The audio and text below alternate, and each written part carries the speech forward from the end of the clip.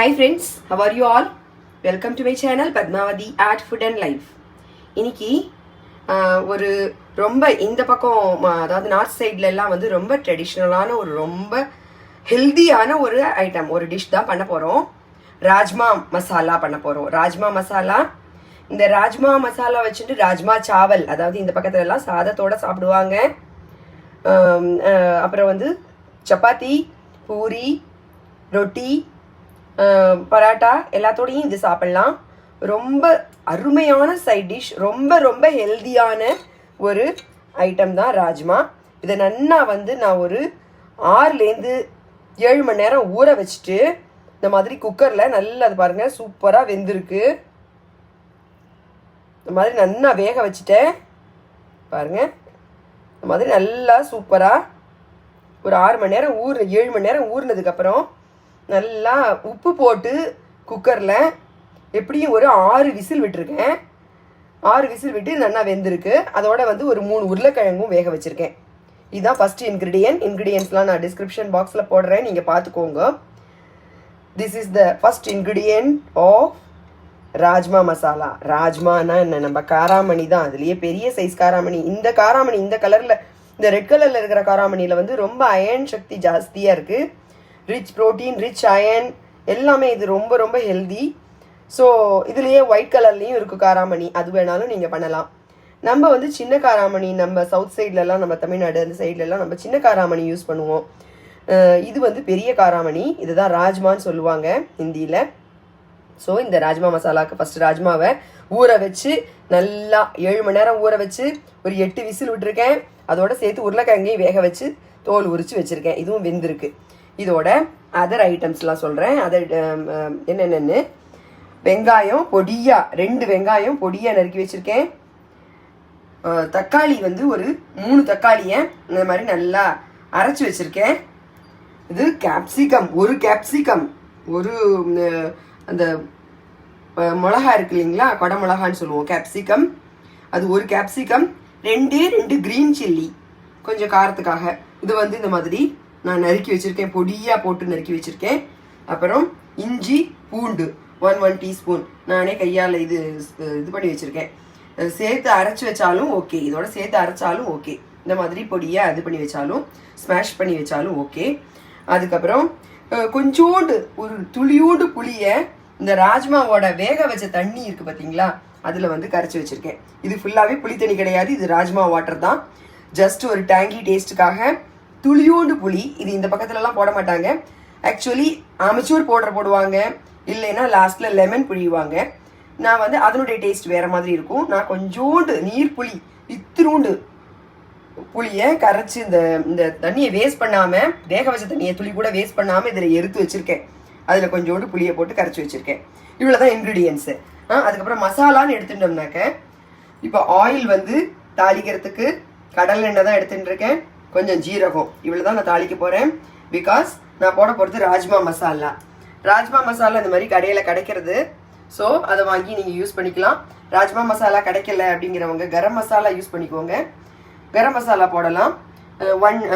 இதில் வந்து rajma masala 1 tablespoon, kitchen king masala 1 tablespoon, காரப்பொடி 1 டேபிள் ஸ்பூன், அதாவது காஷ்மீர் மிர்ச் பவுடரையும் ரெட் சில்லி பவுடர் 2ஐயும் மிக்ஸ் பண்ணி 1 டேபிள் ஸ்பூன் எடுத்துகிட்டு இருக்கேன். சும்மா கலருக்காக இந்த இது, காரத்துக்காக காரப்பொடி.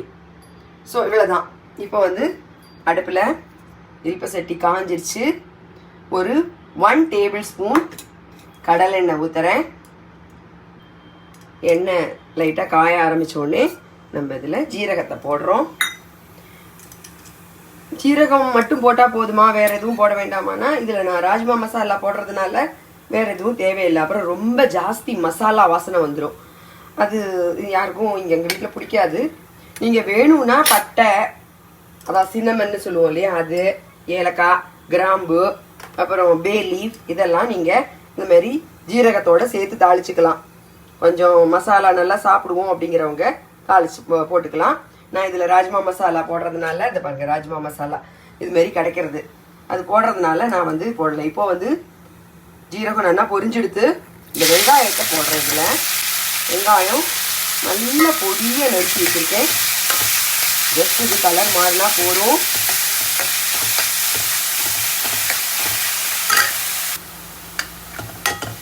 இப்போ வந்து நான் அந்த ராஜ்மாவில் நான் உப்பு போட்டு நல்லா வேக வச்சுட்டேன். அதனால் நம்ம இந்த காய்கறிகள், அதாவது வெங்காயம், தக்காளி, கேப்சிகம், ஜிஞ்சர் கார்லிக், இதுக்கேற்ற அளவுக்கு மட்டும் உப்பு போட்டுட்டா போதும். ராஜ்மா உப்பு போட்டே வேக வச்சுட்டாக்க ரொம்ப நல்லா வெந்து அதனுடைய டேஸ்ட், உப்போடது வந்து அதில் உரைச்சின்னு இருக்கும். நம்ம தனியாக அப்புறமா உப்பு போட்டோம்னு வச்சுக்கோங்களேன், அந்த உப்பு வந்து இந்த ராஜ்மாவில் அந்த காராமணியில் உரைச்சிக்காது. அதனால தான் நம்ம முன்னாடியே போட்டுடுறோம். இப்போ வந்து இது கலர் நல்லா மாறி எடுத்து அதில் வந்து ஜிஞ்சர் கார்லிக் பேஸ்ட் போடுறேன். ஜிஞ்சர் கார்லிக் பேஸ்ட்டாக போடலை, இந்த மாதிரி நல்லா துருவி வச்சுருக்கேன் பாருங்கள். சூப்பராக துருவி வச்சுருக்கேன். அதான் இதோட வாசனை வந்து ஃப்ரெஷ்ஷாக அந்த மாதிரி துருவி போடுறதுல ரொம்ப நல்லா இருக்கும். பூண்டு வேண்டாங்கிறவங்க இஞ்சி மட்டும் போட்டுக்கலாம். ஆனால் இஞ்சி கண்டிப்பாக போடுங்க. இஞ்சியோட வாசனை வந்து இந்த ராஜ்மாவில் இருந்ததுன்னா ரொம்ப நல்லா இருக்கும். ஒரு கேஸ் இல்லாமல் இருக்கும். அது கொஞ்சம் வந்து பருப்பு வகைகளில் சேர்த்திங்கிறதுனால ஒரு வாயு தொல்லைலாம் இல்லாமல் இருக்கும். இஞ்சி கண்டிப்பாக சேருங்க. செமையாக கலர் மாதிரி சூப்பராக வந்திருக்கு. இப்போ இதில் அந்த கேப்சிகம் பொடியாக நெருப்பி வச்சுருக்கோம் இல்லையா, அதை சேர்க்குறேன். நல்ல வாசனை வந்தால் போகும். ரொம்ப கம்மன்னு பாருங்கள், போட்ட உடனே ரொம்ப கம்மன்னு இந்த ஜிஞ்சர் கார்லிக், ஆனியன், அப்புறம் இந்த கேப்சிகமோட வாசனை ரொம்ப நல்லா இருக்கும். இதுவும் கொஞ்சம் லைட்டாக வதங்கின உடனே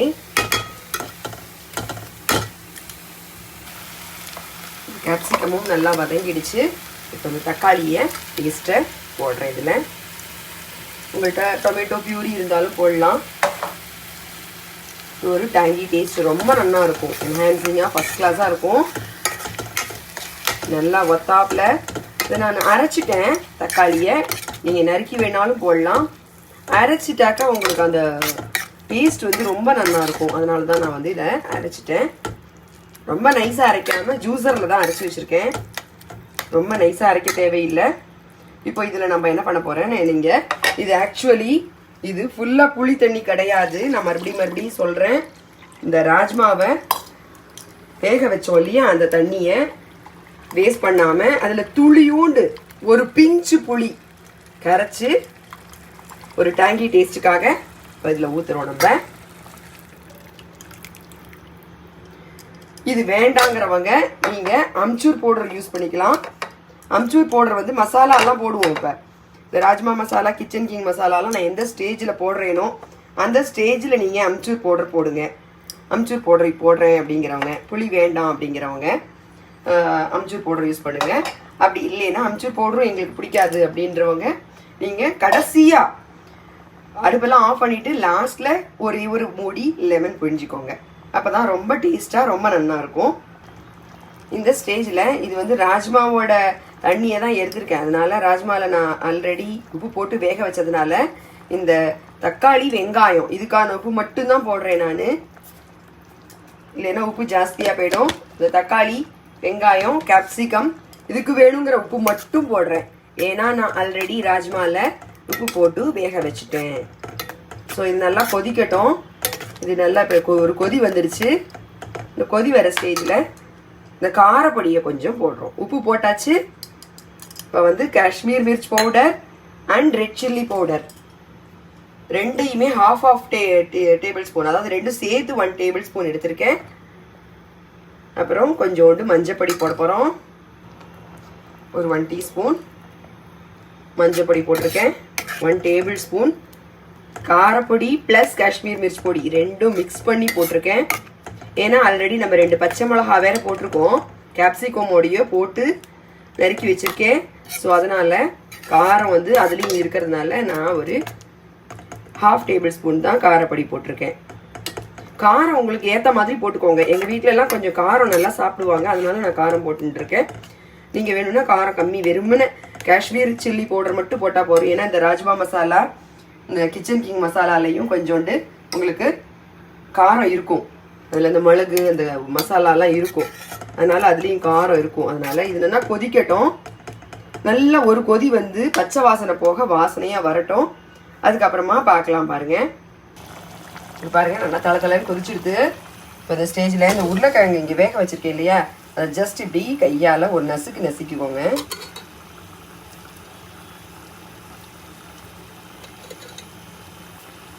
அதை வந்து ஜஸ்ட் நசுக்கிட்டு இப்போ இந்த ராஜ்மா இந்த உருளைக்கிழங்கை இதில் கொட்ட போகிறோம். நல்லா கொதிச்சுடுத்து இப்போ இந்த ராஜ்மாவையும் இந்த உருளைக்கிழங்கையும் இதில் போட போகிறோம். இந்த ராஜ்மாவையும் உருளைக்கிழங்கையும் இதில் போட்டாச்சு. Mostly over. நல்லா கலரி விட்டுக்கலாம். உப்பு பார்த்துக்கோங்க, இந்த ஸ்டேஜில் உப்பு கரெக்டாக இருக்கா அப்படின்னு பார்த்துக்கோங்க ஒரு வாட்டி.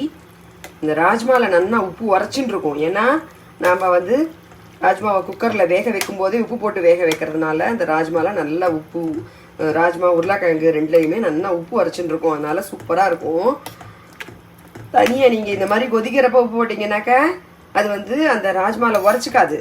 அது தனியாக ஒரு மாதிரி சப்புன்னு இருக்கிற மாதிரி இருக்கும். இப்போ பார்த்தீங்கன்னா நல்லா உரைச்சின்னு சூப்பராக இருக்கும். இது நல்லா ஒரு கொதி வரட்டும். இதில் நான் இது வரைக்கும் பார்த்தீங்கன்னா நான் உங்களுக்கு நீங்கள் கவனிச்சிருப்பீங்க, ஒரே ஒரு டேபிள் ஸ்பூன் தான் நான் எண்ணெய் ஊற்றிருக்கேன். ஒரு டேபிள் ஸ்பூன் எண்ணெய் போகும். இதுக்கு எண்ணெயே ஜாஸ்தி தேவையே படாது. தாளிக்கிறதுக்கு, அதாவது இந்த ஜீரகத்தை தாளிக்கிறதுக்கு, வெங்காயத்தை வதக்கிறதுக்கு மட்டும் நான் அதில் ஒரே ஒரு டேபிள் ஸ்பூன் தான் இது வரைக்கும் எண்ணெய் ஊற்றிருக்கேன். எண்ணெயே ஊற்றல. லாஸ்ட்டாக ஆஃப் பண்ணுறச்சு நீங்கள் துளியோண்டு நெய் ஊற்றிக்கலாம். இப்போ என்னென்னா கொதிக்கட்டும். இதில் நான் இப்போ என்ன பண்ண போகிறேன்னா, இது கொஞ்சம் நம்ம கிரேவியாக தான் பண்ணணும். இந்த ராஜ்மா மசாலா எப்போதுமே நம்ம கிரேவியாக தான் இருக்கணும். கிரேவியாக இருந்தால் தான் ரொம்ப நல்லாயிருக்கும். சாதத்துக்கு போட்டு பிசைஞ்சு சாப்பிட்றதுக்கும் இல்லை தொட்டுண்டு சாப்பிட்றதுக்கு, சப்பாத்திக்கு, இதுக்கு எல்லாமே இந்த மாதிரி கொஞ்சம் தண்ணியாக கிரேவியாக இருக்கணும். இது ரொம்ப தண்ணியாக இப்படி இல்லாமல் கொஞ்சம் திக்னஸ் தரத்துக்காக நான் இப்போ என்ன பண்ண போகிறேன்னா, பாலோட ஏடு, அதாவது க்ரீம்னு இருக்கு இல்லையா, மில்க் க்ரீமில் துளியோண்டு கார்ன்ஃப்ளவர் கரைச்சி ஒரு சிட்டிக்கு ஒரு பிஞ்சு கார்ன்ஃப்ளவர் கரைச்சி லாஸ்ட்டாக இதில் ஊற்றுவோம் நம்ம. இப்போ என்னென்னா கொதிச்சுடுத்து இந்த ஸ்டேஜ் என்னென்னா கொதி வந்து வாசனை வந்துடுது. இப்போது இந்த ஸ்டேஜில் நான் வந்து kitchen king masala 1 table spoon, rajma masala 1 table spoon இந்த ஸ்டேஜில் போடுறேன். இதை நல்லா மிக்ஸ் பண்ணி விடுவோம். இப்போயே இந்த மசாலாவை போட்ட உடனே ஒரு திக்னஸ் வந்துடும் உங்களுக்கு. அதாவது அந்த க்ரீம் எதுக்கு மில்க் க்ரீமில் ஏன் அந்த போடுறேன் அப்படின்னாக்க, அது ஒரு ரிச்னஸ் கொடுக்கும். ரொம்ப நல்லா இருக்கும். இந்த ரிச்னஸ் வந்து ரொம்ப டேஸ்ட் வந்து ரொம்ப என்ஹான்ஸ் பண்ணி காமிக்கும். இந்த மில்க் க்ரீமை லாஸ்ட்டாக போட்டு அதுக்கு மேலே நம்ம இந்த கொத்தமல்லி தழை இருக்கு இல்லையா, இதை போட்டு ஆஃப் பண்ணிட வேண்டியதான். முடிஞ்சிருச்சு. ராஜ்மா மசாலா ரெடி ஆயிடுச்சு. 99% ரெடி ஆயிடுச்சு. இந்த லாஸ்ட் ஸ்டேஜ் தான் பாக்கி. இந்த மசாலாவை போட்டதுக்கப்புறம் நல்லா கொஞ்சம் ஒரு 2 மினிட்ஸ் கொதிக்க வைங்க. 2 மினிட்ஸ் நல்லா சேர்ந்தாப்பில் கொதிச்சு வரட்டும். அதுக்குள்ளே நம்ம அந்த மில்க் க்ரீமில் கார்ன்ஃப்ளவர் போட்டு ரெடி பண்ணிப்போம். மில்க் க்ரீம்னா ஒன்றும் பெருசாக இல்லை, நம்ம பால் ஏடு இருக்கும் இல்லையா, அதுதான். அதில் வருங்க ஒரு பிஞ்சு தான் போட்டிருக்கேன் இந்த கார்ன்ஃப்ளவரு. இதை நல்லா கலந்துட்டு நம்ம வந்து அதில் ஊற்ற வேண்டியதான். கார்ன்ஃப்ளவர் கரைச்சி இந்த மில்க் க்ரீமில் நல்லா கரைச்சாச்சு. This is for rich flavour. ரொம்ப நல்லா இருக்கும். இந்த ஃப்ளேவர் பார்த்தீங்கன்னா ஃபர்ஸ்ட் கிளாஸாக இருக்கும். இதை ஊற்றிட்டு நல்லா ஒரு கொதி வரட்டும். ரொம்ப கொதிக்க விட வேண்டாம். அப்படி சேர்ந்தாப்புல வரும் பாருங்க, செமையா இருக்கும். மில்க் க்ரீம், 1 பிஞ்ச் கார்ன்ஃப்ளவர் போடணும்னு கூட அவசியம் கிடையாது. இருந்தாலும் வந்து அந்த இந்த ரிச் ஒரு ஃப்ளேவர், அந்த பார்த்தீங்கன்னா பாருங்க எவ்வளோ சூப்பராக வந்திருக்கு பாருங்க. இந்த கிரேவியோட ஒரு ரிச்னஸ்க்காக தான் அது போடுறோம். இந்த கார்ன்ஃப்ளவரை மில்க் போட்டு அந்த இது போட்டோம்னா அந்த மில்க் க்ரீமு செம்ம டேஸ்டாக இருக்கும், ஃபர்ஸ்ட் கிளாஸாக இருக்கும். முடிஞ்சிருச்சு. Rajma masala ready, first class. பாருங்க எவ்வளோ சூப்பராக சேர்ந்து வந்திருக்கு பாருங்க. அந்த கிரேவி பாருங்க, பார்த்தாலே அப்படியே சாப்பிட்றாப்புல செம ரிச்சாக வந்திருக்கு. இப்போ நான் வந்து அதில் ஆல்ரெடி நான் வந்து ஒன்லி 1 டேபிள் ஸ்பூன் தான் நான் இது போட்டிருக்கேன் எண்ணெய். அதனால இப்போ லாஸ்ட்டாக நான் துளியோண்டு ஒரு 1 டீஸ்பூன் வந்து நெய் சேர்க்குறேன். செமையா வாசனையாக ரொம்ப நல்லா இருக்கும். அதுக்காக அந்த மில்க் க்ரீம்லேயே கூட உங்களுக்கு அந்த வெண்ணெயோட அந்த டேஸ்ட் வரும். அதனால் முடிஞ்சிருச்சு. நெய் சேர்த்தாச்சு. கடைசியாக கொத்தமல்லி தழையை தூவி ஆஃப் பண்ணிட்டேன். ராஜ்மா மசாலா ரெடி. ராஜ்மா மசாலா பூரி, சப்பாத்தி, ராஜ்மா வந்து சாவல் மீன்ஸ் ரைஸ், சாதத்தோடையும் சாப்பிடலாம். நீங்கள் நார்மல் சாதத்தோடையும் சாப்பிடலாம், பாஸ்மதி ரைஸோடையும் சாப்பிடலாம். செம டேஸ்டாக இருக்கும். எல்லாத்தோடையுமே சாப்பிடலாம். நான் இன்னைக்கு பூரி பண்ண போகிறேன். பூரி வித் ராஜ்மா மசாலா. பூரி நீங்கள் எல்லாருமே பண்ணுவீங்க, அதுக்கு ஒன்றும் பெருசாக வீடியோ போடணும்னு அவசியம் இல்லை. ஸோ ராஜ்மா மசாலா எல்லாரும் கண்டிப்பாக பண்ணுங்கள். ரொம்ப ரொம்ப நல்லது உடம்புக்கு. ரிச் அயர்ன், ரிச் ப்ரோட்டீன் எல்லாமே இருக்குது. கண்டிப்பாக அந்த ரெட் கலர் ராஜ்மா வந்து ரொம்ப ரொம்ப நல்லது உடம்புக்கு, ஒயிட்டை விட. ஸோ கண்டிப்பாக பண்ணுங்கள் எல்லாரும், ரொம்ப நல்லாயிருக்கும். மேலே என்னோட எல்லா வீடியோஸ், ட்ரெடிஷ்னல் வீடியோஸ் எல்லாத்தையும் பாருங்கள். Please subscribe my channel at Padmavati Art Food and Life. Please share with your friends. Thank you. Bye bye. See you in the next video. Bye.